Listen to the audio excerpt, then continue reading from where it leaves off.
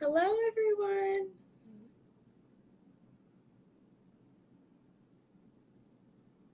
Thanks so much for coming, everybody.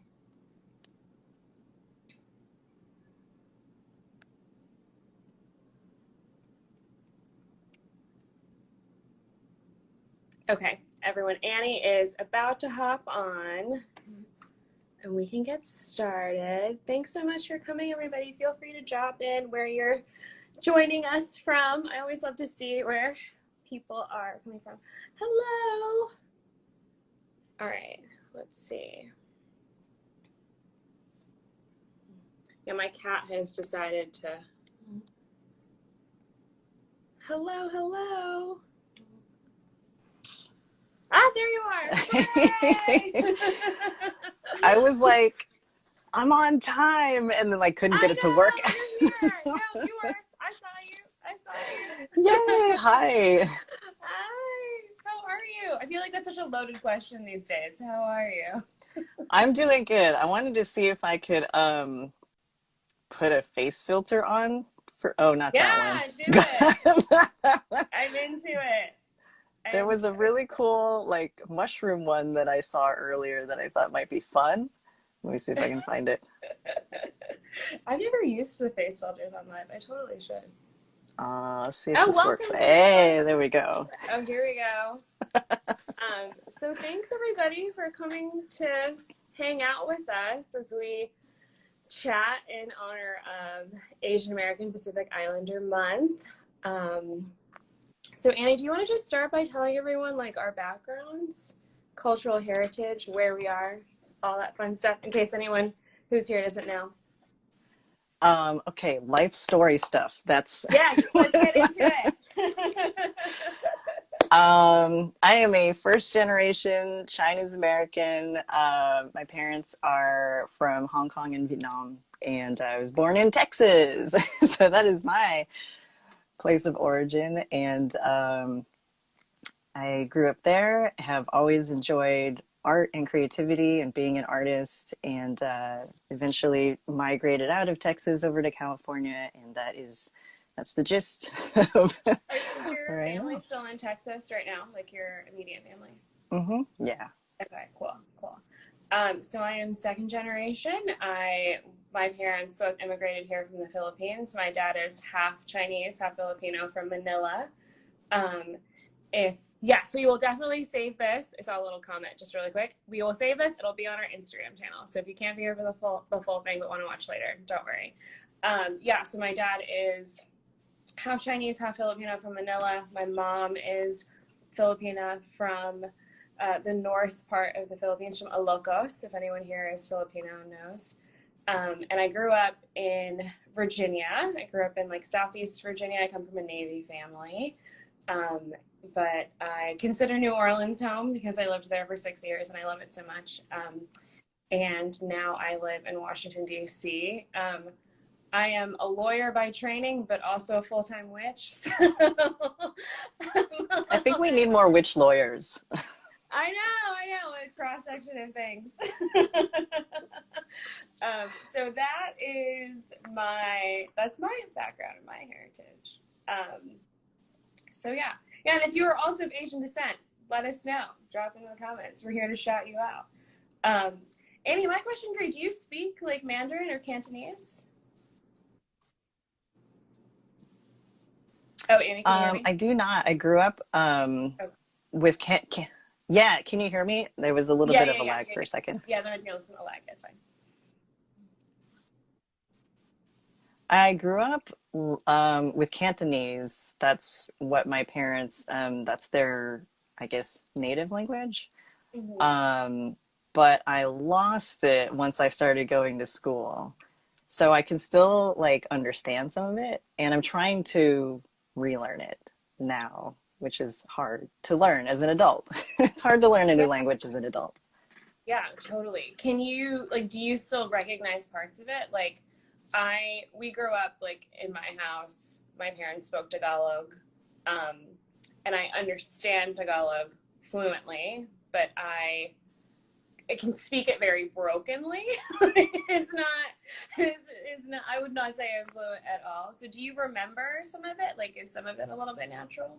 I remember like what a 4-year-old can remember basically. So I remember like super, super basic. I think I can count to 10. I think I could, yeah, some basic things, um, which is interesting because I was listening to this podcast basically called like Learn Cantonese podcast. I think that's what it was called. Mhm. And it Yeah. was cool to kind of go through the episodes in the beginning, kind of being like, okay, yeah, I get this. I know the tones. I could do this. And then once they started to get into a little bit of like, and here's like the formal, like how you would say this, you know, in a formal way, I was like, oh, I never got that far. So it was interesting to kind of track the steps of my like language learning. Yeah, yeah.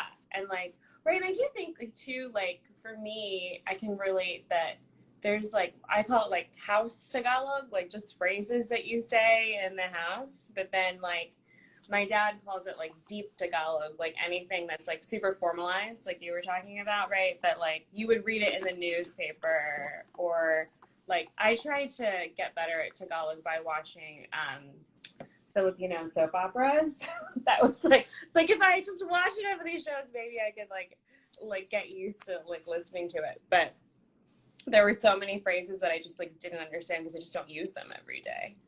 Yeah. And it's definitely something that like any language, you gotta be immersed in it, practice it.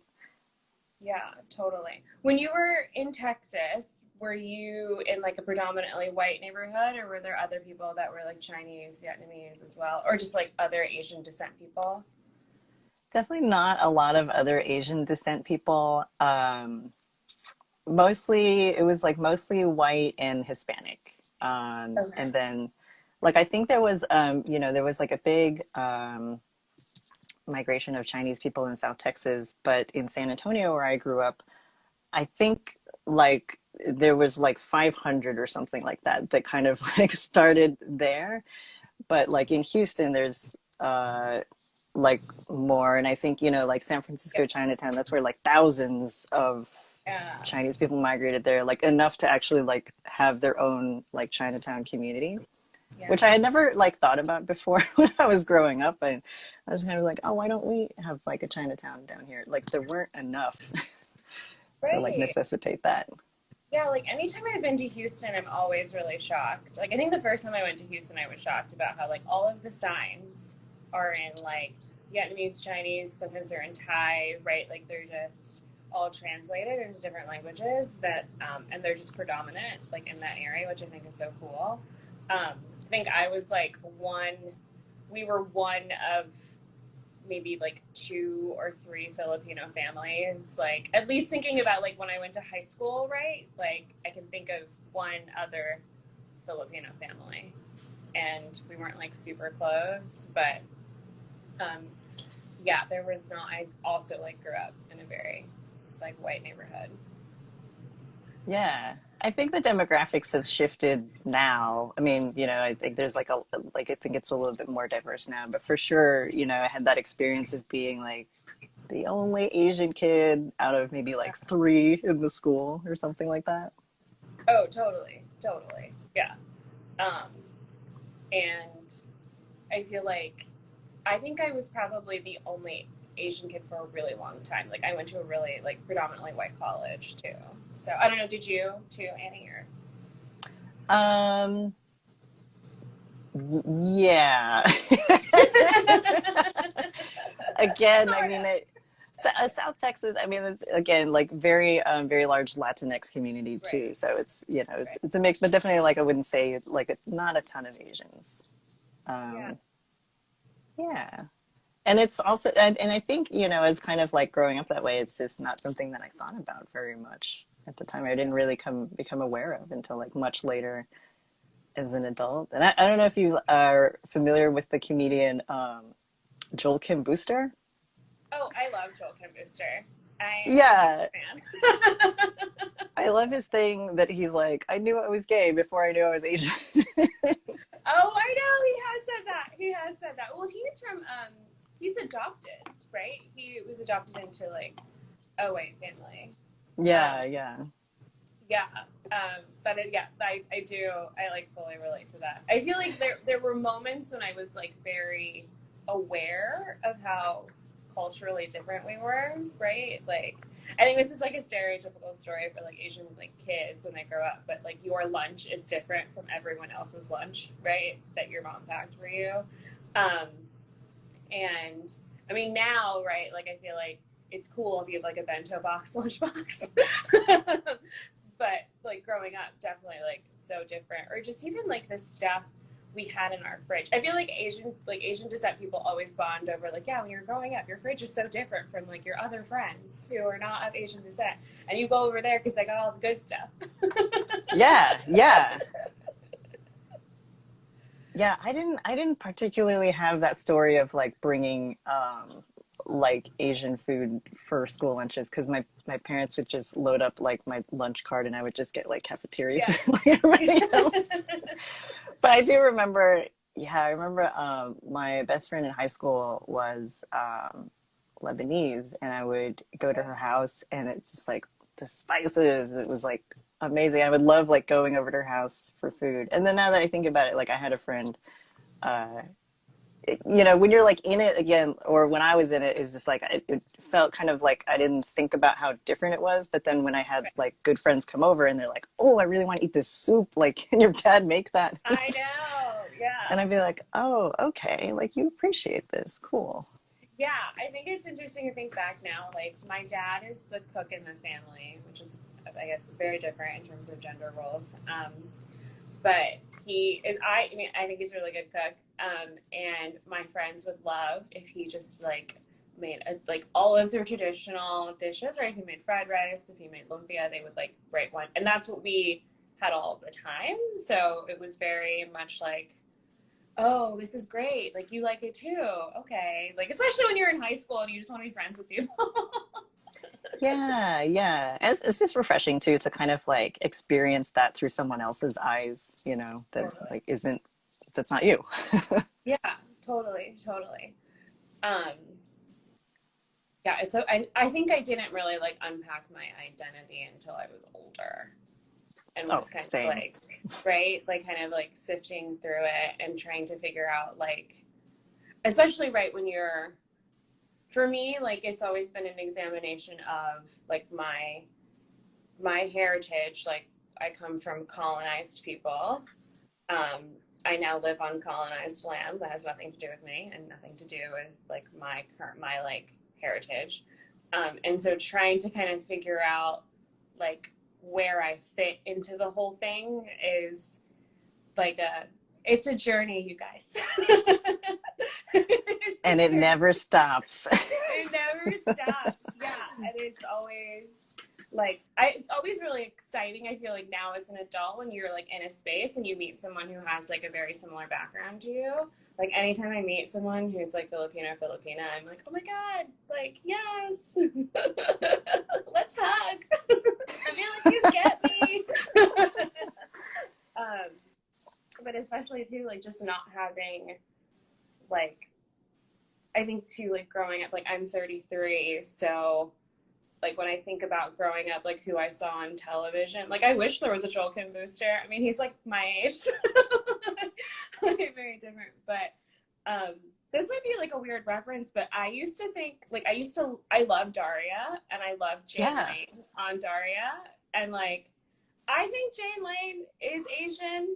I think seeing her family like maybe changes that. I don't know. You guys, let us know if you know Jane Lane's heritage. I never thought about that, but she might be. I think it's just my love for like Doc Martens to this day. Yeah, absolutely. Were you this kid in high school where like, because Daria was like a popular cartoon when I was in high school too. And because like I wasn't like a super cheery child. Right. People would always like call me Daria because I would speak in kind of this like, I don't know, my voice was an eye roll or something. I love that. I think that's a compliment. I mean, probably not being used as a compliment when you were younger, but yeah, now I appreciate it. At the time, totally. I did not. Well, oh, hi, to say hi to you. Shout out Oh, to you. yay. I can't see the chat, so thanks for letting me know Oh, yeah, who's Claudia's who's here. He says hi. Hello. Lots of people have said hello. Yay.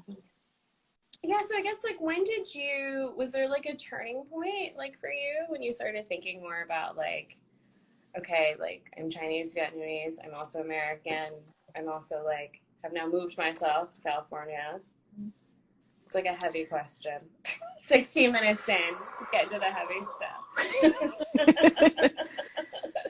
I don't know if there was a turning point necessarily. I think it was, I think for me, the assimilation was deep. So I think I definitely had the experience too of just like, you know, when you're very young and starting to go to school and kind of getting, I don't know what the word is, acculturated or indoctrinated, whatever, into just like what's what.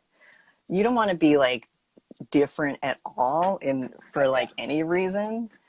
So it kind of, I think it was like a slow, like over time, just kind of like a turning off of my Asian identity, because it just never seemed like relevant. Like no one was ever like asking me to talk about it or like do anything about it, and it wasn't represented anywhere.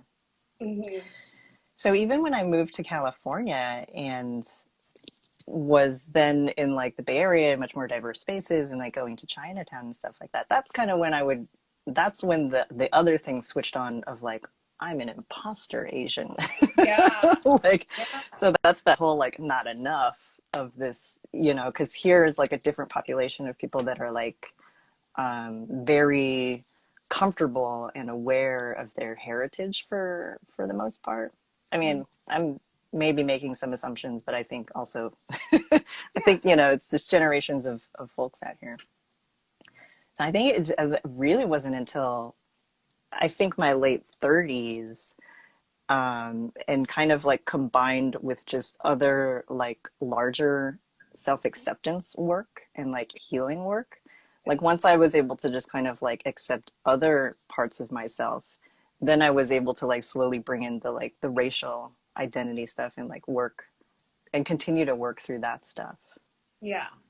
Yeah, fully. Like I think too, like for me, even now, like there is like imposter syndrome, even like in my own community can like come up. It's just like in my mind, right? It's not like I've never felt that in any spaces where people are like majority of Asian descent or like specifically Filipino people. But like for me, like I've never been to the Philippines, and I know it's like rite of passage might be like the wrong term, but like a lot of children of immigrants who are Filipino like have gone back and like, right. And that's like part of their like experience. And I have not had that. My parents like they don't have like a negative view of going back. It's just like not a priority for them. And when other people, when I share that and they're like, oh, you haven't been, like not in a judgy way, of course, but like just as like, oh, you haven't. I'm like, no, I haven't. And then I even feel like another layer of like, oh, like I don't have the typical experience. Like that makes me feel weird. Yeah. And of course, that's just like in my own mind. There's no right way to be a second generation Filipino. So, yeah. But I feel like, yeah, I don't think it was, God, I think it might have been maybe in my like mid to late 20s. I mean, that was when I was living, I'd like not live somewhere that was like predominantly white. And so I think I just became more aware. And I think I wanted to know too. Like, I think like we were talking about earlier, like when you're younger, you just want to be accepted as much as possible. And so to shed any part of your identity that makes you feel different, like, I think that's just something you either subconsciously do or are consciously doing. And I think my like mid 20s until now, I'm like trying to claw back those pieces, right? Where I'm like, okay, now I really want to know. Like now I'm over here watching like Filipino soap operas to like learn Tagalog, or like I'm wanting to be like in those spaces more. I seek them out more. And I'm almost trying to like not get a second chance, right? But kind of like take back what was there already. Yeah, it's kind of just this larger like reclamation of the self. Yeah. It's kind of what I think of it as.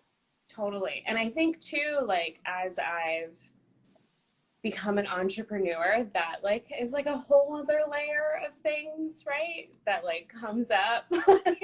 like, That's how we met. that's how we met. Yeah, you guys, we met in a Woman of Color group coaching space. Wonderful.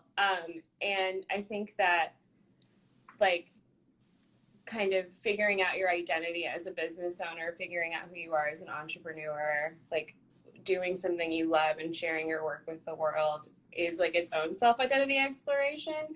And so like it doesn't compound other stuff, but it brings other things to light, right? Like, and for me, I think, and especially people who I think come from immigrant families, like lack mentality can come up, scarcity mentality can come up, and like working through your own stuff.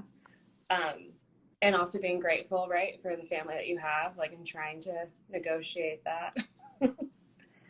Yeah. Layers upon layers of negotiation. I know.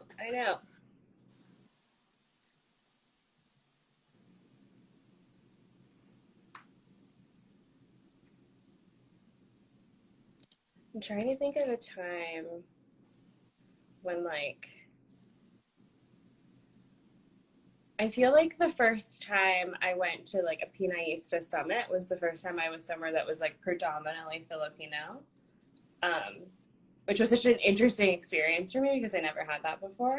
Yeah. I don't know if you've ever had that where you're like, oh, this is like a fully different experience for me.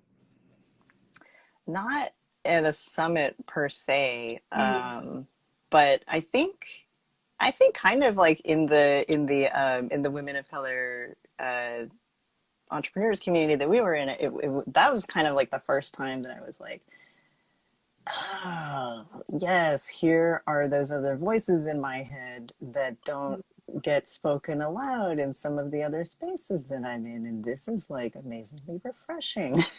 And I didn't know that this was what I was kind of seeking, because I had been I've done different kinds of like coaching, or and several types of like going to different things to work on my business, but there was something really wonderfully specific, I think, about some of the issues that the women in that group would bring up, that not that it doesn't necessarily exist in other spaces, but it's definitely not said out loud very often. Yeah. And so for anyone watching, we're talking about Let's Get Hella Rich, which was created by the lovely Allison Carpio and Nadia De Ala. And yeah, it's predominantly women of color that are in that space. I think the one thing that I realized when I was in there is that a lot of the thoughts you have, especially as an entrepreneur, that come up, like you think are only happening to you, right? Like you're like kind of isolated in this universe. And then when you like are in like a group coaching call, or you're just like reading posts in the Facebook group, you're like, oh wait, like I thought that yesterday. Yeah. And you're like, I'm actually not alone. And somebody else is going through this too, which is, I'm happy to like be in solidarity. I'm not happy that other people are going through the same kind of like shit I'm going through, but it is nice to feel like you're not by yourself. Yeah, and I feel like for me, especially since like in the past couple of years, I've been paying more attention to just all of the intersections of race, gender, class, all of the things. And then being an entrepreneur, of course, it's like, well, we're here to make money, but let's think about like how complicated that is for various reasons. And when I started to, I think that, there were a couple of other like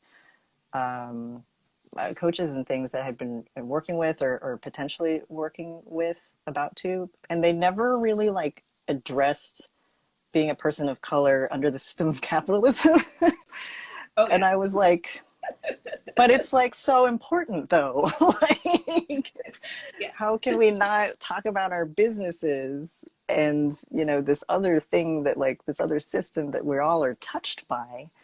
Yeah. So that I think that's kind of what drew me towards like Let's Get Hella Rich. I was like, thank you. Like this is actually like uh, y'all are talking about things that make sense to me that I was feeling, and I think I needed the confidence and the support and the community around.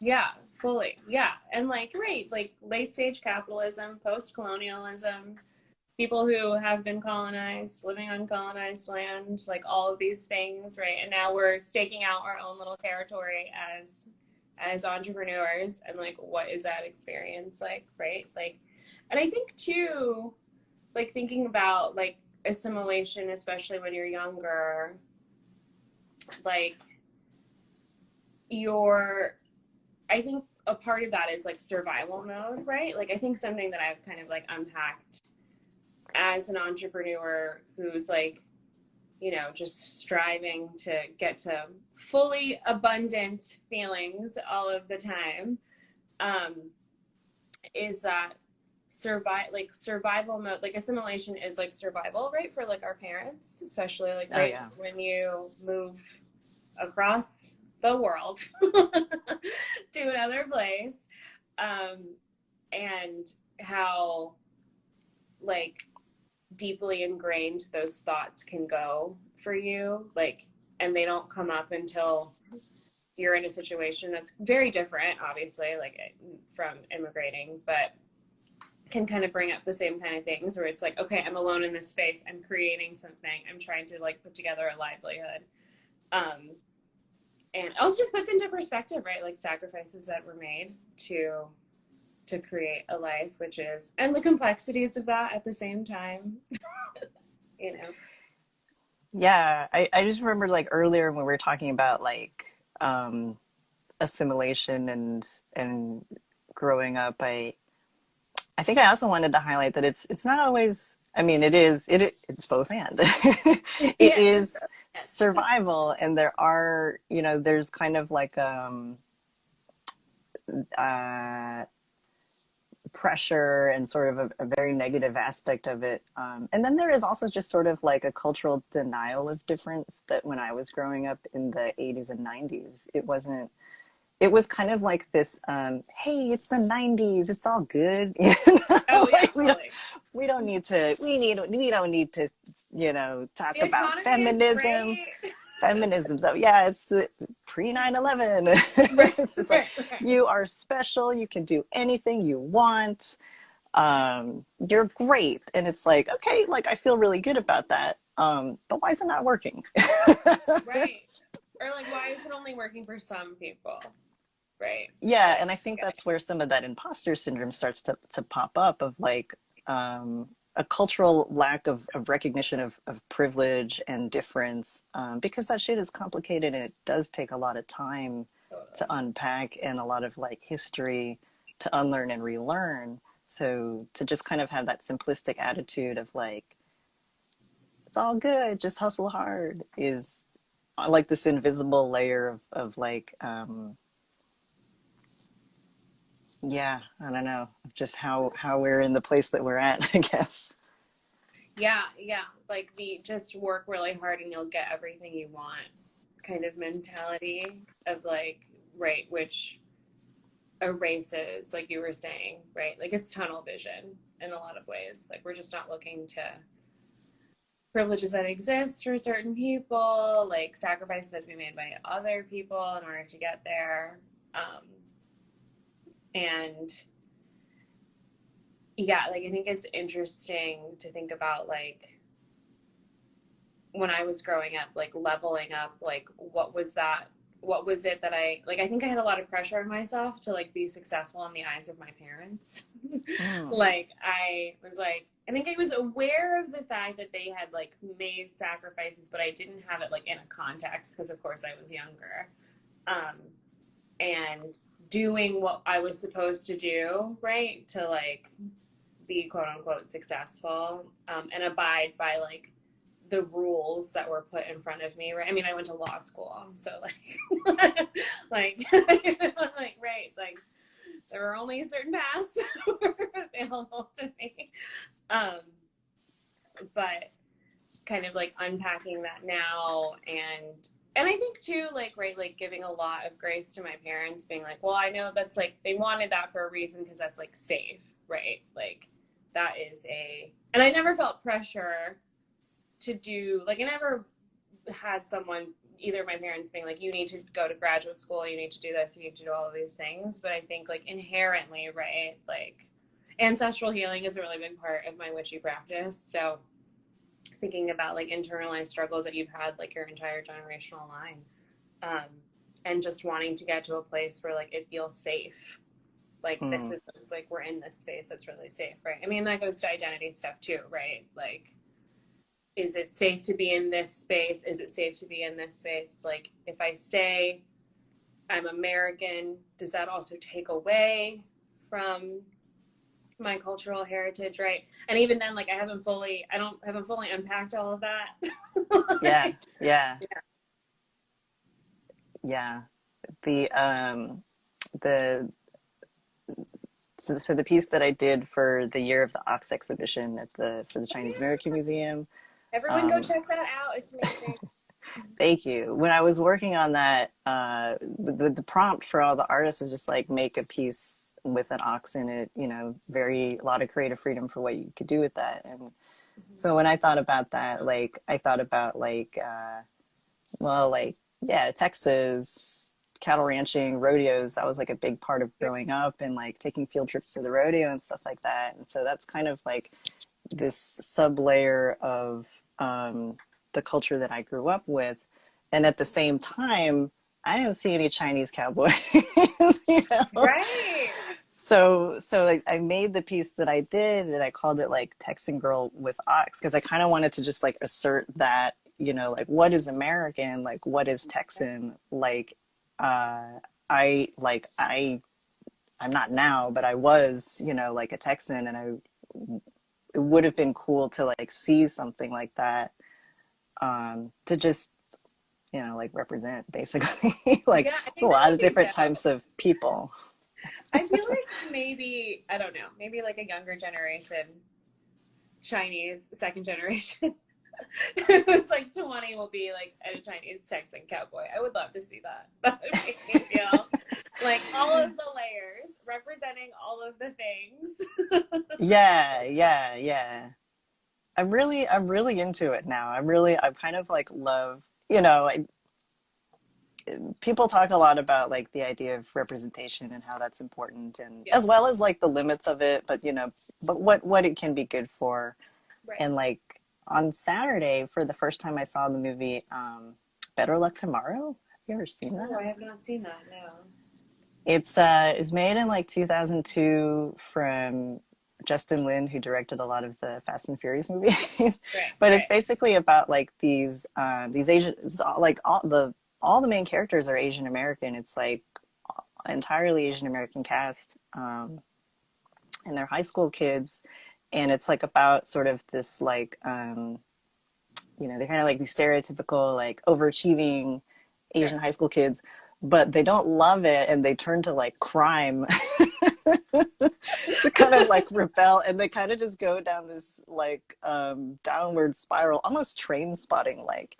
And I remember thinking like, yes, I want to see more like dirtbag Asians or whatever. Yes, I want to see that. That's so funny that like it's like such a huge pivot from being like an honor roll student to then being like out here just criming about. yeah, but just everyone should be able to see like the full range of themselves out in the Oh, world. totally. I mean, I feel that way too, like with the representation of Asian men in the media, right? Like there should be like, it should not be like so unique that there are like hot, sexy Asian men we are lusting after in movies. like we shouldn't, it can't, like there is room for many of them. We don't have to wait for the next Crazy Rich Asians movie, or see Hassan Minaj, who's kind of South Asian, but like, you know, like there's room aplenty.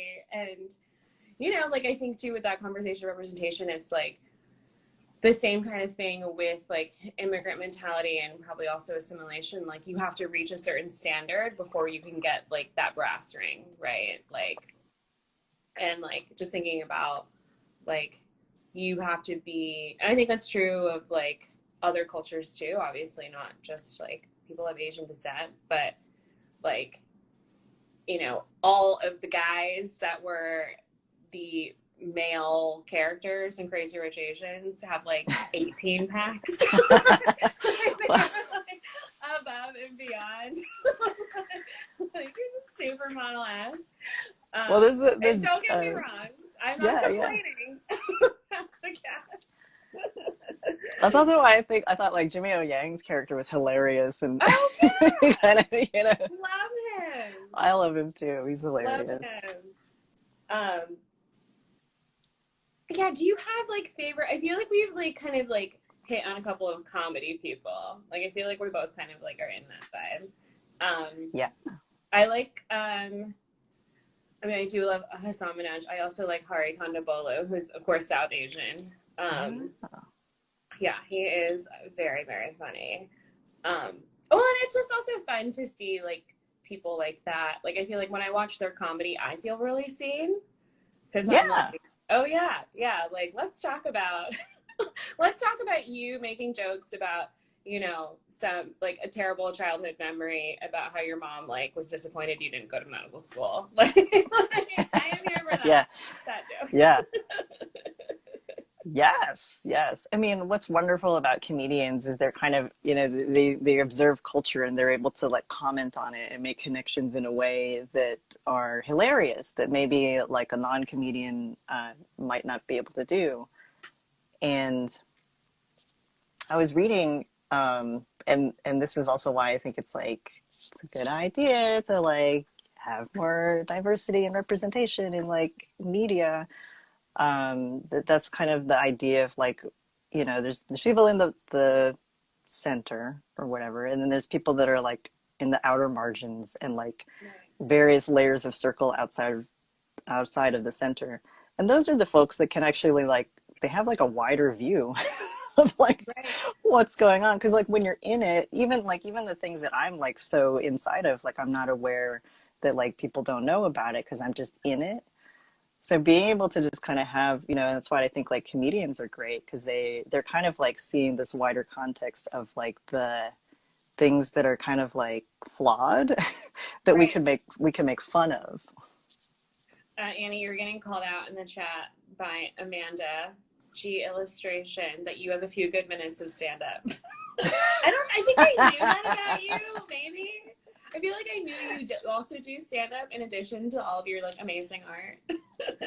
I don't know if I could say I do stand-up. I did one like stand-up thing over Zoom, but I think that's kind of when, because I took like a comedy class, and that's when I was like, oh, I get it. Like I get like why I love these people so much, because this is a hard craft to do. I was gonna say, like, even just doing a couple of minutes is like that is tough. Like that is not. I don't have it. I don't think I have it. Why would anyone subject themselves to like, getting up on stage and being like booed or ignored? Right, just ignored. It's like, I don't think I knew that about you. That's so interesting. Did you do it like over the pandemic? Did you like do it over Yeah. Okay. I was like, I need a hobby. But also like humor, I think for me and probably for like a lot of people that do comedy too, like that's the whole like turning lemons into lemonade thing, and so like I've always been trying to find a way and an avenue into processing like the painful racial things that I went through as a kid, but I just didn't understand like how to deal with. And so like I think it was through comedy that I was like, Mhm. oh, okay, here's how I don't have to cry about it, but I can actually like find a perspective into it where I can laugh about it. Right. And then so that's like the minimum that I would want to do. And then the bonus cherry on top is like if I share that with other people and like they're laughing about it too because they get it. Kind of like you were saying, like when we're watching these comedians and it's like, oh, yay, that I can find like another framework to view this potentially traumatic thing Right, experience. right. Well, Amanda said that you were wonderful, even though there was no audio feedback when you did it. So you've got a fan in here. Thank you, Amanda. Thanks, Amanda. Mwah. I mean, if I'm ever having like kind of like a sad day, I will definitely watch like Ali Wong's special on Netflix. I'm just like, oh yeah, like let's talk about it. Especially like as a woman, like she has not shied away from like the hypersexualization that she's experienced, and she can talk about it and be funny. And like you were saying, right, like that's really healing. Like I think Yeah. it's always really healing, especially when you're like unpacking your identity, and your identity has so many different layers, to find people who are so like staunch in it, right? Like they're so unafraid of being visible about it, because I think like the visibility of working through that is also a whole other thing, right? Like we were talking earlier about like isolation stories like happening in your brain. um and yeah, I think finding people who not only are just like breaking through barriers and have like done their own work, but they're like out here talking about it and are like really unapologetic about it, um Mm. I think is like has helped me kind of be like, yeah, like that is part of who I am. And like I feel empowered. I think especially in spaces where like women of Asian descent like own their sexuality and are like very open about it. Like I'm like, oh okay, yeah, like yeah, dope. Like we should not be afraid to like be whole humans in that way. And with Ali Wong, she just is like great because it's also funny. Yeah, yeah. Yeah, I mean, she's just, and her husband, I think, is half Filipino, which I stand. I stand. He's half Filipino, half Japanese. Correct me if I'm wrong. I can't remember, but you're probably right. I Yeah. think so. I do love her talking about how like, right, like they're very educated, but then they also work in the entertainment industry. Like they got all the degrees that their parents wanted, but then they like went off. Like she's a stand-up comedian. Yeah, yeah. Oh, that was such a good, like, I loved Baby Cobra so much, and like sort of Yeah, the turn at the very end of the show, like genius. I I know. don't want to spoil it for anyone that hasn't seen it, but Yeah, I I'm gonna highly watch. recommend. Go watch her. She's funny. I mean, Joel Kim Booster. Everyone also. That's a good recommendation. He's always great to like listen and hear about. Did you have that sort of stereotypical like parents wanting you to pursue specific industries? So no, I think I put a lot of pressure on myself when I was growing up. Like I think I'm an only child, um, and I I think like I saw my dad like work overtime on the weekends. Like I knew, and then still come home and like make dinner. And like we were very like privileged, and a lot like my dad worked for the federal government, and so there were like we had a lot of benefits, like we had great healthcare and all that kind of stuff. Um, but I think I was aware that like, oh yeah, like they do work a lot and they do a lot of things. And I think that I put a lot of pressure on myself to do really well. And I was just really good at school. So I think I'm like, well, I excel in this way. I really want to make them proud. Um, which is like a whole other thing, right? Like I think, at least for me, like my parents never vocalized they were proud of me. I think that Asian just parents don't. right, they just don't. I think like when I finally passed my second bar exam, was like when I finally got like licensed in another state, she was like, "Oh, you did it," and I'm like, I'm 30. Maybe you're gonna come. I mean, I went to college on a full ride. Like, I feel like there were other moments in time, which probably created its own circle of like, I'm just gonna keep doing the thing. I was never pressured to do like a certain, like to go a certain path in terms of career, but I will say, like, in terms of like extracurricular activities when I was growing up, like if I started something, like I had to finish it.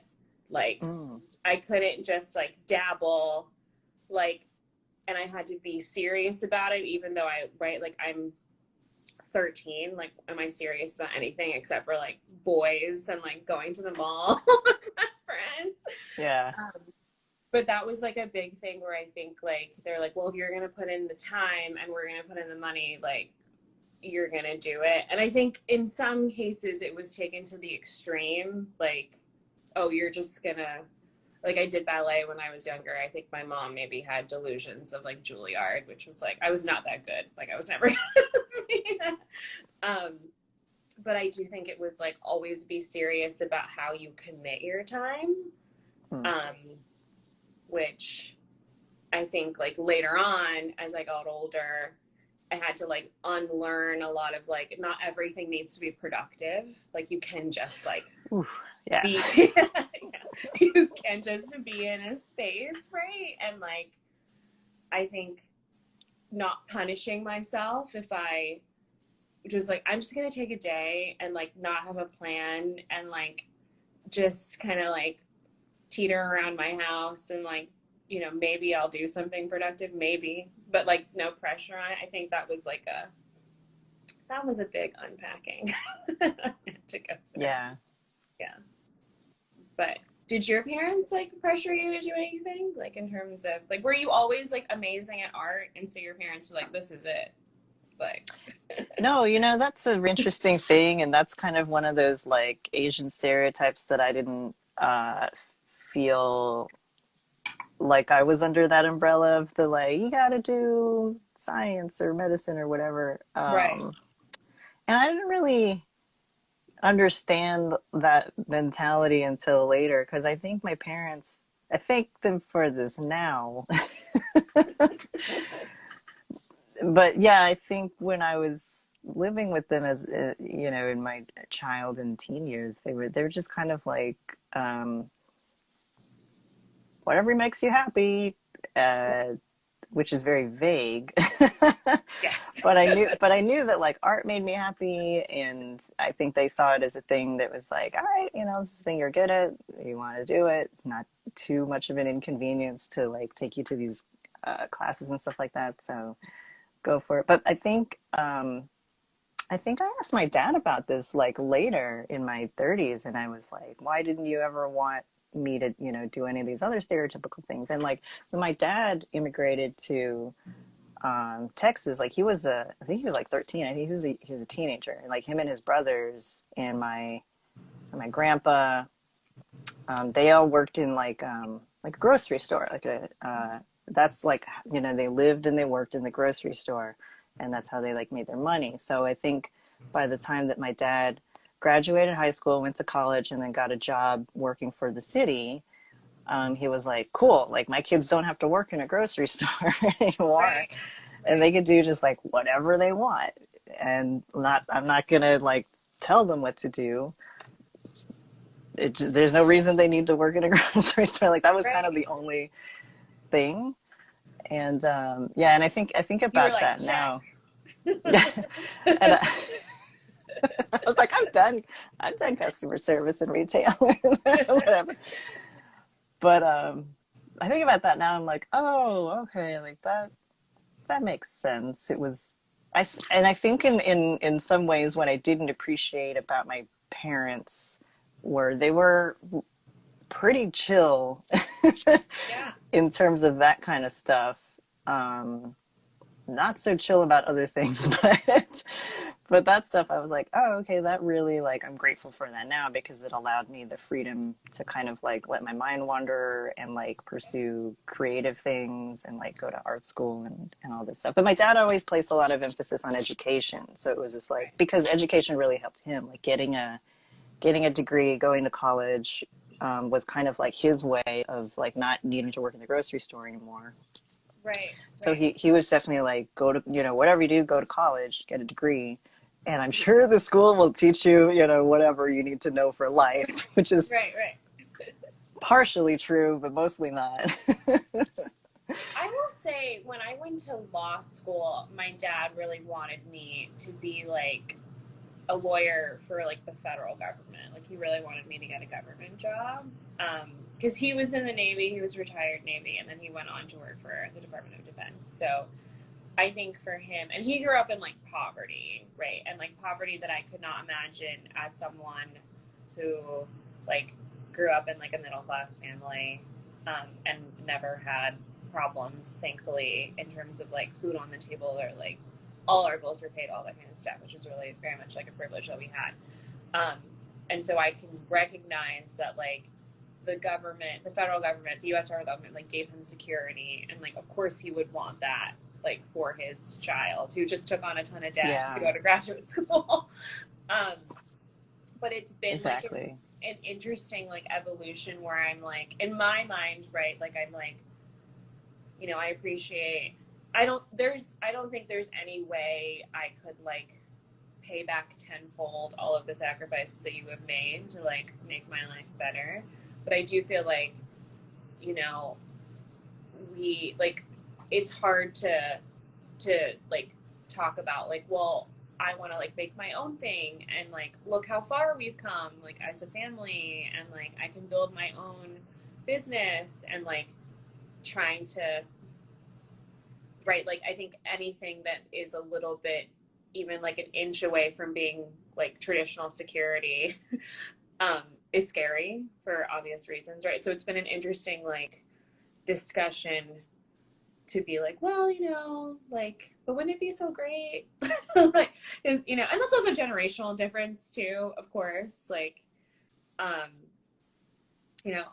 like, I'm not of the generation of people, we are not of the generation of people that like work 50 years somewhere and like, get a pension and all that kind of stuff. That's just not the norm. But yeah, like it's an interesting, like I kind of want to be like, isn't that the reason why we like you not like I can't know obviously for sure, but like one of the reasons why you came to the States, right, is because you wanted to make a better life, and like I have the freedom to like make a life that I want to make, right? And yeah, I think it's an interesting unpacking of like, for him, America means like security, right? And like all of the different things that he's been able to build. But for me, I'm like, well, let's take advantage of like, I get to like I get independence here to like make my own way. And that's not for him like part of the American identity. Because it's not part that he like could have like gone down that road, right, for a lot of reasons. But yeah, it's interesting to think about. Yeah, there's that kind of reconciliation too, I feel like, in a way of like, I appreciate and totally grateful for the sacrifices that my parents made just to bring me into existence. Right. and like, and it was hard. The internal family dynamics were hard. Right. And we have generational difference and cultural difference, and they're humans, and I'm a human too. So it's yeah. My dad is very much just like, I grew up in that generation too of like the government taking care of you. Right. And we are maybe not necessarily. And my dad, like, first thing he'll always ask me about when we would chat over the pandemic was like, did you get your stimulus check? Did you get your stimulus check? I'm like, yeah. But, and in the back of my mind, I'm like, but how good is that?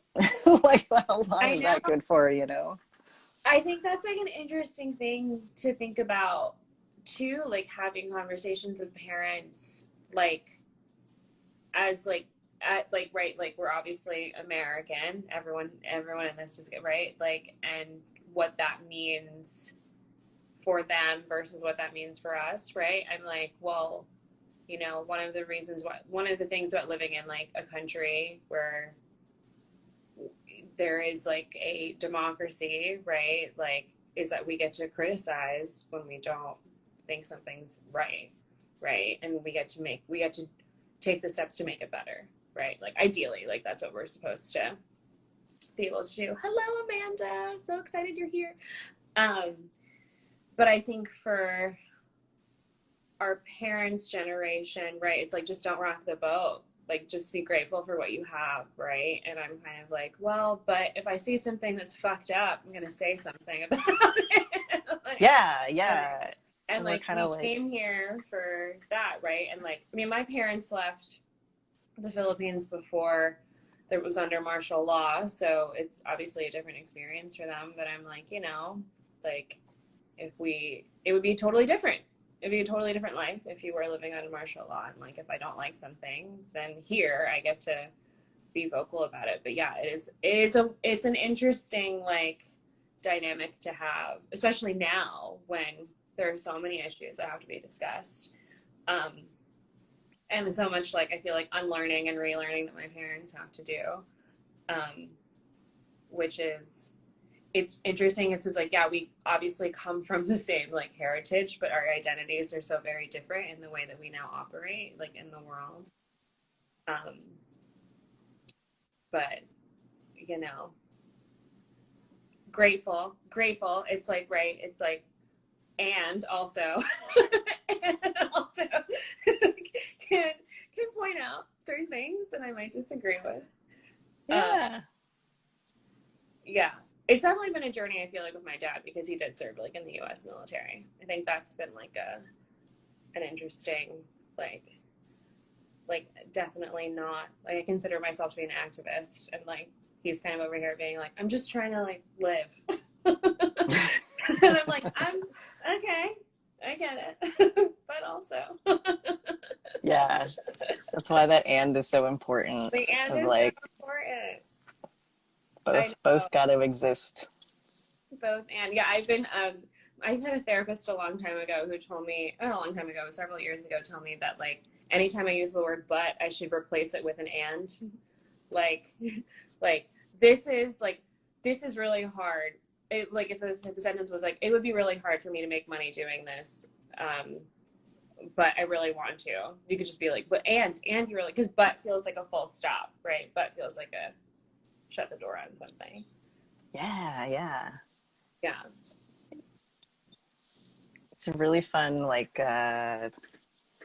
perspective shift, and it is acceptance, like the paradoxes too. It's all of the paradoxes of like life. Right.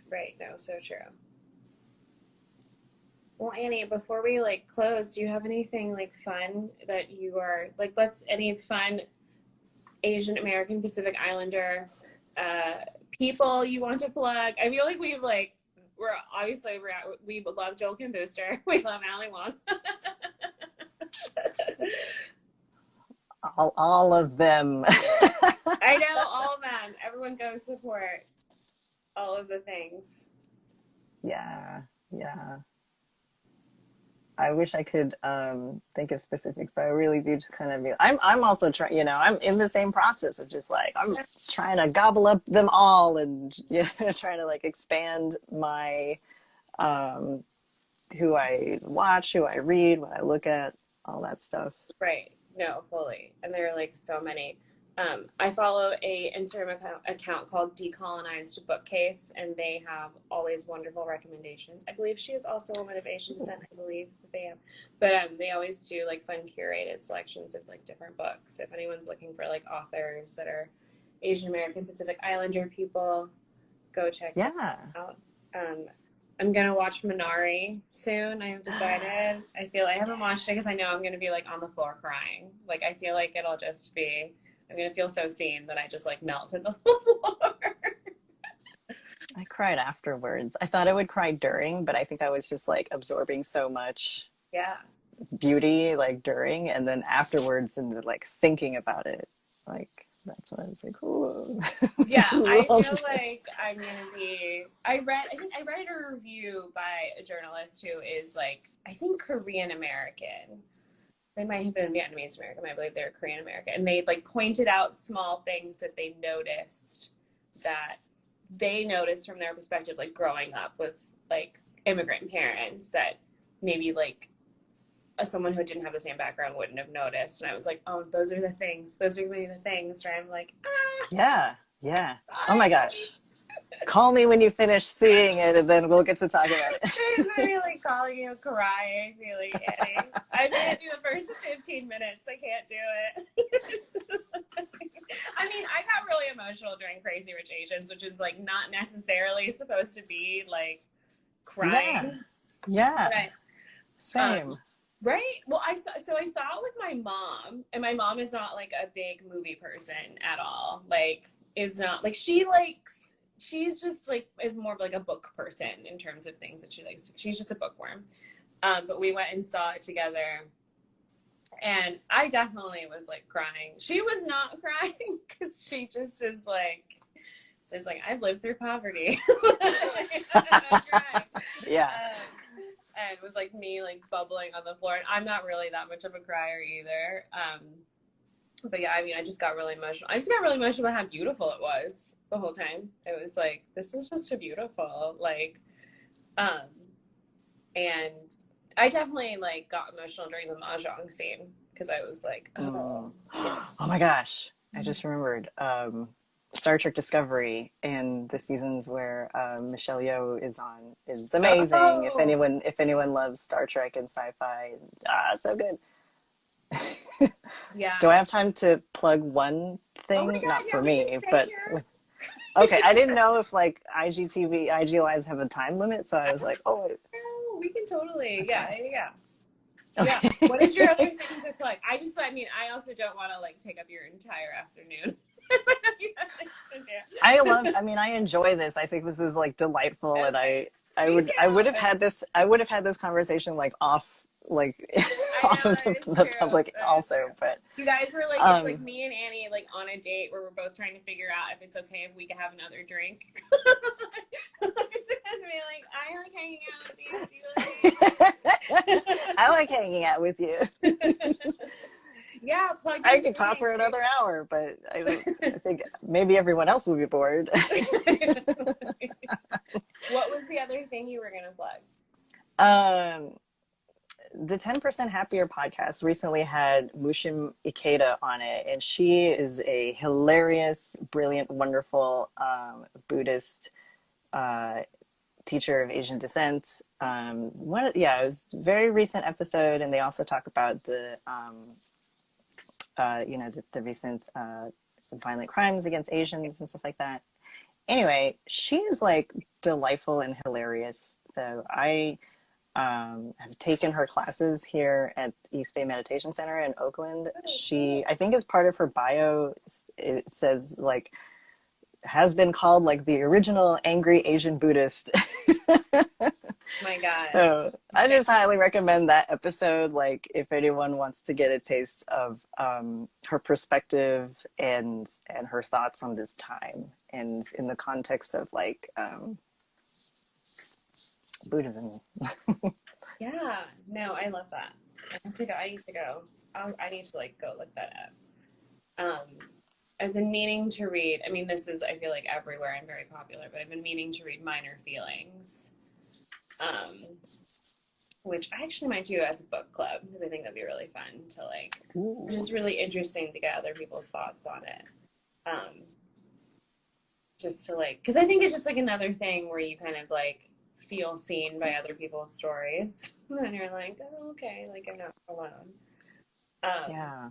But that's been on my like list of books to read. It's a good one. I enjoyed that. Yeah. Has she written other things too? It's Kathy Park. Is that right? Kathy Park Han. Yeah, she's a poet. So I think she has some other books of poetry, which I haven't read. Mm-hmm. Yeah, my introduction to her work was through Minor Feelings. But yeah, that's a fun one. That was a really I think the timing of like when that book came out too was just like, it just sparked a huge discussion, and it was just a really good one to have a book club over. I would say. Yeah. I was not in a book club for that book, but I would love to read it again and kind of just think more Yeah, I about think it. I might do a book club for it. I think that would be like an interesting discussion to have, especially like knowing what people's experiences are. Oh, okay, and now I just thought of another one. Yes. Amy Tan documentary is coming out on Netflix very Oh. soon. An unintended memoir, very good.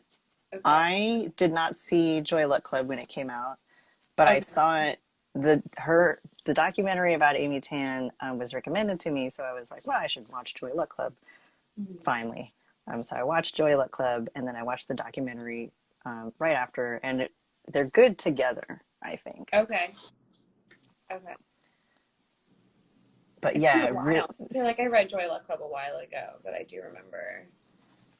I feel like yeah, it was at that time when like there just wasn't a lot of content that was like mass available that was written by someone that was like of Asian descent, right? Like, and not taking anything away from Amy Tan at all, but it was kind of like there just wasn't anything out there. Like it maybe like Battle Hymn of the Tiger Mom, maybe it was like another thing around that kind of same time that like came out.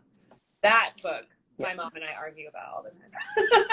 Oh, I never read it. I read parts of it, which I guess like I shouldn't be arguing about something I haven't like fully read, but like, you know, like I think she's changed her, my mom has changed her opinion now, but like the dynamics I'm sure of like being raised in Southeast Asia and then moving to the States and raising a Western child cannot be easy for anyone, I'm sure.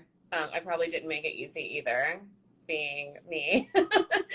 And trying to like rebel as much as I could against my strict parents. But right, yeah. I think that's like another thing, right? Is like my like thinking back on all of like I grew up in a really strict household and like thinking about like the rules that were set in place and like the mentality that was there, right? And like but not having like really any other friends who were also of Asian descent to kind of be like, okay, well, do your parents do that too? Like I think like when I went to college and I met people who like their parents were immigrants, I was like, oh, okay, there are similarities here and I get it now. Yeah, yeah. But I mean, when you're in high school and you're the only one that's like not allowed out past like 8 p.m. on a Friday. Yep. Ugh, yeah. That was rough. I was like, oh my God, no one's ever going to be friends with me. I can't do anything. No, you can't go to that sleepover. Right. Oh my Not God. a thing. I feel like trying to get to the sleepover permission was, they would always let people like come stay at our house, but I could never like go anywhere else. I was like not allowed. So, That's funny. yeah. Were you allowed to have sleepovers at your house, or was it just like no sleepovers at all? No sleepovers at all. Annie, one day we'll have a sleepover. Oh man, I think about that sometimes of how We're like gonna as an do it. adult I'm trying to reclaim these experiences that I wish would have had as a teenager. We're gonna stay up past midnight. We're gonna watch all of Daria. We're gonna do all the things you weren't allowed to do. What is hilarious is like I will be like too old and I'll just be like, I'm tired now. Oh, same. I'm like, I would like to be lying in bed by 9 and most likely asleep by 9:15. Mm-hmm. Let me do my nasal rinsing before bed, clear my sinuses. Where's my like hair cap? I need my eye mask. I need all the things. That is something that is necessary to have. That'll be super fun. Yeah, no, we'll do a sleepover. I was allowed to have people over, but I was not allowed to go to people. I was only allowed to go to certain people's houses. I feel like it was like my parents like had to really know that parent to be like, oh, okay, and like, right, like have a. But I mean, even to this day, my mom is like, oh, you're going like pre-pandemic when we could travel. like safely, my mom will be like, oh, you're gonna go visit your friend David, like, do you mind if you just send me his like phone number just in case something happens to you and I need to contact someone? And I'm like, I am 33. I feel like this is not necessary. Also, this is the same David from like college, so you probably already have his phone number. Has it changed? Aw. I know, it's the same thing. I think my mom has like very just anxiety in the world. I remember making a joke like when I was in college. I was like, my mom is just afraid of the dark. Like she doesn't want me to go outside when it's dark outside. And I mean, now I just want to be asleep. So like that's perfectly fine.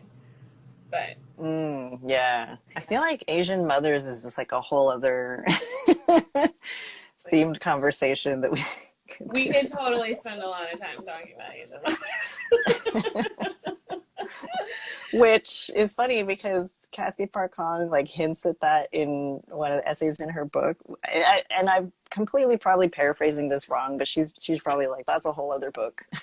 And I'm like, whoa, it's true.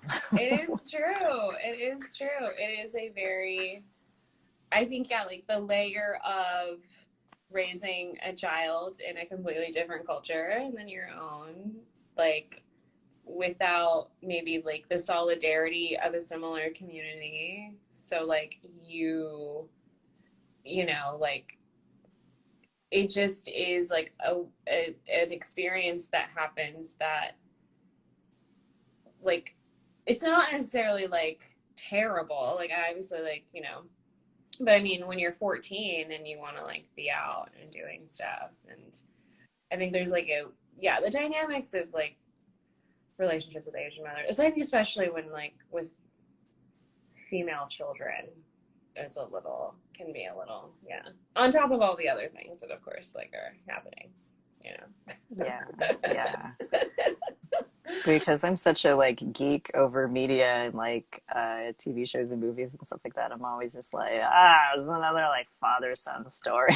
Which, you know, cool, like whatever, it's like valid, but it's been done so much that I'm like, okay, like can we do some more of the complicated dynamics between like mothers and daughters, and then let's put another layer on that, like what if they're Asian?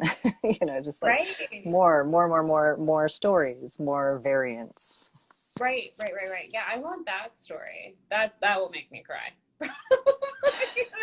Yeah. Make me cry. But I would love to like see that and like unpack that.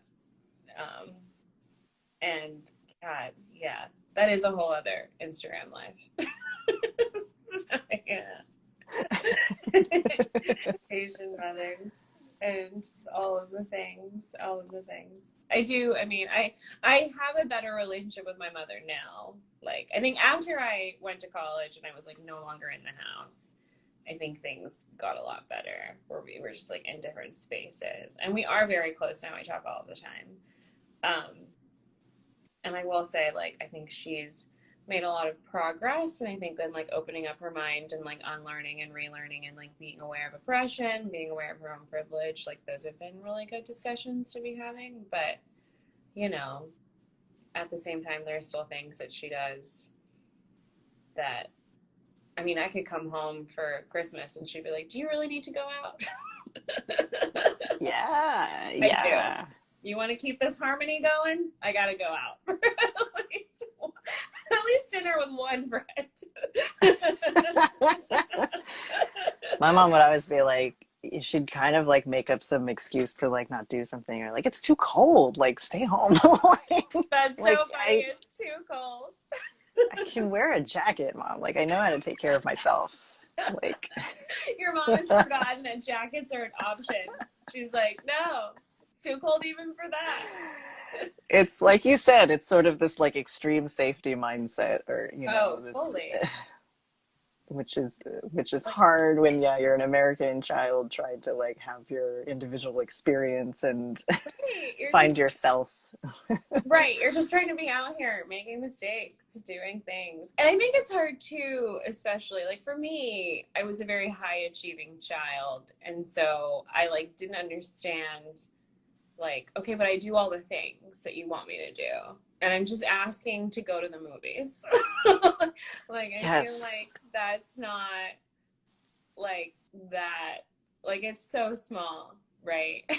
And I think as I got older, and before I had really done like a lot of inner healing, I think I would, like, if I didn't get freedom in some way, I would be like, I have done, like, look at all the things that, like, I have done that I feel like, you know, I mean, I did obviously for my benefit, but like, I have never made trouble. So I don't understand. Yeah. Yeah. I don't know, you know, I mean, I'm curious about it now, and I hope to one day learn more about like my parents' work, like how they came to inhabit the worldviews that they do. Because they didn't really talk very much about their past to Same. me.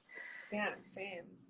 And so, you know, of course, as an adult, I'm like, oh, there's probably some avoidance there. There's Yeah. probably reasons for that that are very delicate that I would need to be careful around if I'm ever to learn their stories. But I remember like an experience that I had when I was a child, like maybe like 10 or something like that. And now it kind of points to me just like what amount of like fear that my mom maybe thought I could, what kind of trouble that I could get into or whatever. But like I had, um, maybe it's like post Halloween or like after from school or something, you know, like powdered candy, like Fun Dip or whatever. Oh, yeah. You like the stick and you like dip it in. Yeah, Yeah. exactly. Well, I had some of that in my room and my mom freaked out. And I was like, it's just candy, Mom. And she's like, this isn't drugs. No. I'm like, no, it's not drugs. I'm like 10. And You were like, it's oh. like neon purple. Like, I mean, it was white. Okay. It's sugar. It's literally sugar. That is all it is. I'm like, oh man. When I was growing up, had so much fear. So much fear. I was not allowed to go trick-or-treating for Halloween. Like, that was not a thing that we did. I mean, and which is like interesting now, full circle moment, because I like started practicing witchcraft like 7 years ago. Yeah. I used to read tarot in high school. So, and I like came back at it. I was like, Halloween's my favorite holiday. You never let me go trick-or-treating. But yeah, never was like allowed to go trick-or-treating. That was always like a difficult thing, because I was like, we're literally could just like go around the neighborhood. But yeah, like it is such a like fear mentality. My mom like will always go to the worst case scenario, right? Even though like the worst case scenario has like not ever happened, right? Like in terms of like safety, no one's gone to the emergency room, no one's like, nothing bad has ever happened, but she is just like so fearful of stuff. And I think when she gets around like other people that are similar to that, like other Asian mothers, it just like compounds. She's like, oh, see, there's a reason to be afraid. And I'm like, I don't know, like yeah. Like I get, like, yes, there are things to be afraid of. Like there are like larger issues at play, but like I kind of think that like your fear might be on like something that isn't like we have like larger things to be afraid of. Oppression, white supremacy, like all those things. But you know, she again grew up in poverty, so things that I like cannot get my head around. Yeah. I'm trying to think of the things I wasn't allowed to do when I was like younger, but I'm sure you probably share the same things. Yeah, I used to, you know, I used to really love going out to concerts and stuff like that. Mm-hmm. And like the main band, like the main act would never go on until like after 10 or 11 or whatever. And I feel like, one song, now I gotta go. I know. Because my parents are gonna yell at me. I know. I was always the one that I got a concert, like checking my phone to see, like, had they called 5 times, right? Like a brick of a cell phone, like my yeah. full, like, My mom's gonna call me a million times. Like, I'm gonna turn into a pumpkin if we don't get me home by a certain hour. It's just, I mean, and she's still like that now. Like, if I went home to visit them and like went to see a friend for dinner and I wasn't like, I'm like, well, text me when you're on your way home. And I'm like, I know, I get it. I'll do it because I get it. Like, no blame here. But, you know, it's hard to, it's also like something I think where you can internalize that, right? Like, I definitely had to like undo and unlearn the like constant expectation of like the other shoe dropping and like trying to like get out of, like, it's one thing to be like cautious and safe, like in terms of like real dangers, but it's another thing to like do something and then just expect the bad thing to happen. And that's the thing that like I've been trying to like unpack as I've gotten older, especially too, I think like as an entrepreneur, if you like do something that's different, like you have a new offering, you take on a new project, like you say something that's different or new that you really believe in, like inklings of like, oh, this is risky, this is like feels a little contractive and uncomfortable, even if it's really aligned, like working through that and being like, okay, this is still a safe space, like I'm just in my brain. I need to get back into my body. So important, the like the embodiment aspect of it, that like tapping into the, you know, like the intuition like knows what's true and like what's it's gonna be fine. And then I think, you know, part of the result for me of all of that, like thinking about like, oh, my parents are gonna yell at me if I stay out too late or whatever, is just sort of this conditioned need to think about what another person is expecting of me, or that like ex client or person or whatever will be mad at me if I do not do like the exact thing that we agreed on or whatever, that there's no room for negotiation or just being flexible and fluid and human. That's all that like a learning that I've been trying to do too. Yeah, I mean, it's tough. Like, I'm releasing, so preview for anyone watching this, I'm releasing a new offering on Friday. And in releasing it and in like being in launch mode this whole week, I've been like thinking of like, what if it, like all the terrible things that could possibly happen. And I'm like, okay, but why am I spending so much energy like in this space? Like, this doesn't serve me. Like, I don't need to be in complete like terrified fear mode. Like, it's not even here yet, right? Like, I'm not even like, it hasn't even been released into the world. And why am I trying to like be the architect of my own demise when like that isn't even called for, right? But I think when you're like in a household with a mother who, you know, she's done all the calculations in her brain of like what could possibly go wrong, and like again, right, like that's her, it's not like not valid, right? Like, it's not like her feelings are not valid. It's just, it's a different mindset because she has a completely different experience in life. And like the both and of like, I honor that, I respect that, and at the same time, it cannot work for me in my like current life. Like, I have to shed that and I have to heal that, right? And that's all about like ancestral healing too. Of like, okay, I have the tools to like heal that. We don't have to constantly be in like fight or flight mode. Yeah. Agree. Everybody, do your ancestral healing. Very important. It's very important. Do your ancestral healing. Your ancestors have waited for someone like you. Break those, break any of those like generational curses, any of that stuff, any of that like shadow limiting belief kind of things. They've waited for you. Yeah.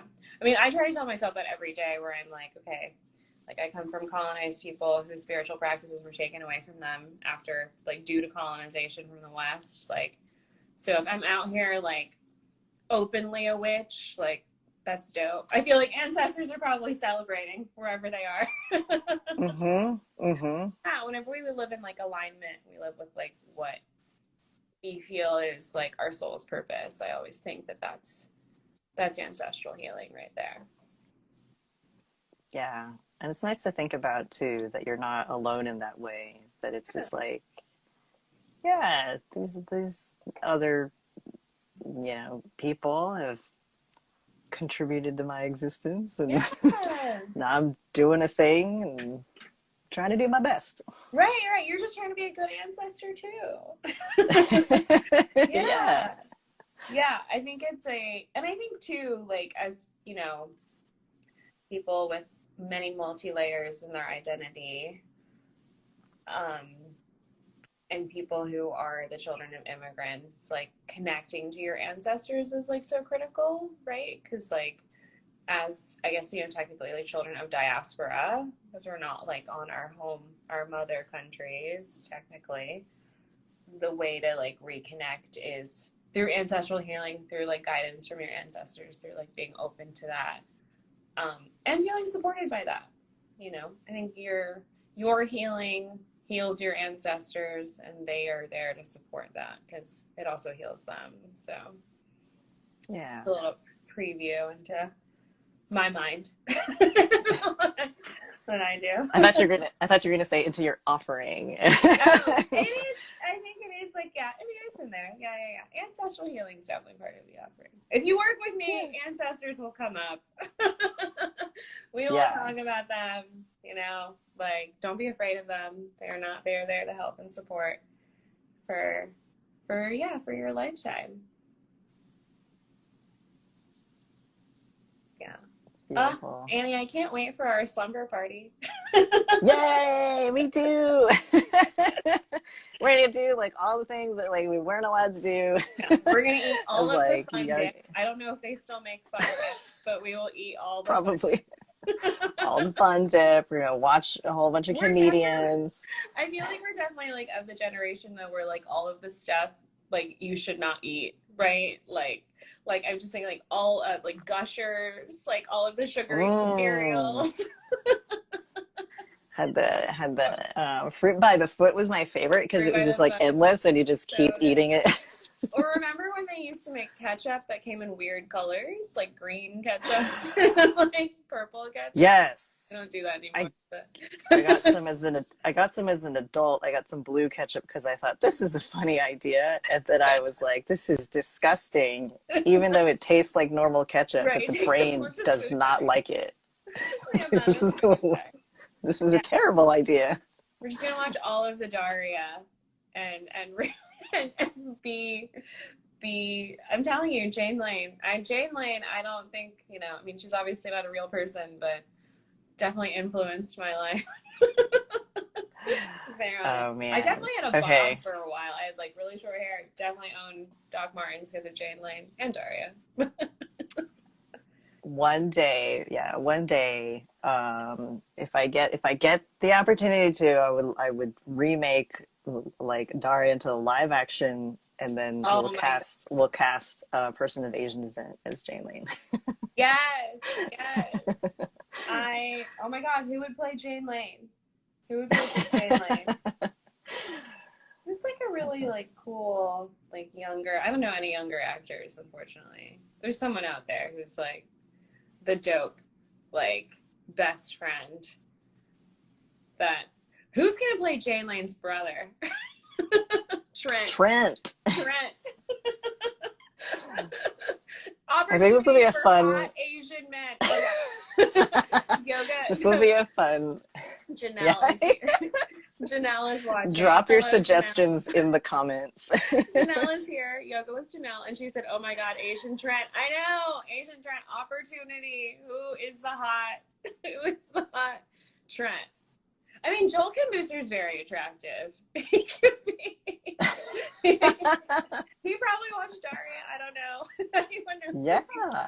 But opportunity for another. Yeah. Trent. Definitely had a crush on Trent. I don't know if that's a weird thing. Of course. No, it's not weird. Thank you for validating me. I mean, didn't everyone have crushes on cartoons? Like, yes, right? I think So again, right? Like, I mean, I grew up in the Disney era, like Disney animated era. So like, there's gotta be, that's not weird. Yeah, people, let us know who your Asian trend suggestions are. Let's get this made somehow. Mm-hmm. Mm-hmm. We need Asian Trent, and we need a Jane Lane, current day Jane Lane. Well, Oh Melinda, this conversation has been a delight. My phone is super old, and I think the battery's about to run out. No worries. So... No, I'm so glad we got to chat. Absolutely so glad. And everyone here, if you just like popped in, this will be on our IGTV channel, so you can watch later as we chat about serious things and funny things. Hot Asian as well Trent as is how crushes we end. on tuxedo mask. I agree, Janelle. Yes. Yes. I'm excited for the comments later with people's suggestions about who Asian Trent should be. I'm here for that. Or just tag them in the comments. Oh my gosh, yeah. Okay, Annie, I love you so much. I'm sending you so many I love hugs. you too. Yay! Yay! And thanks so much to everyone for coming. All right, Good hugs, Annie. I'll talk to you seeing soon. everybody. Bye. All right. Have a good night. Bye.